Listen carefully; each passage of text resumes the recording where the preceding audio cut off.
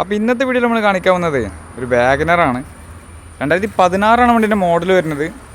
നിലവിൽ സെക്കൻഡ് ഓണർഷിപ്പിലാണ് വണ്ടി ഉള്ളത്. 74,000 കിലോമീറ്റർ വണ്ടി ഓടിയിട്ടുണ്ട്. വണ്ടീൻ്റെ ഓപ്ഷൻ വരുന്നത് VXi ആണ്.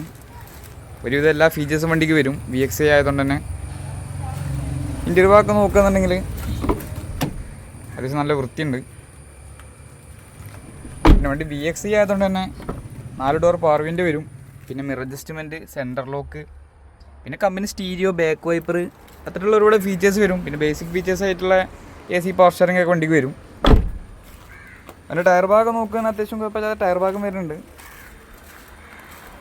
പിന്നെ 1000 cc ഉള്ള വണ്ടി ആയതുകൊണ്ട് തന്നെ നമുക്ക് ഏകദേശം ഒരു 16 കിലോമീറ്റർ വരെയൊക്കെ വണ്ടിക്ക് മൈലേജ് പ്രതീക്ഷിക്കാൻ പറ്റും.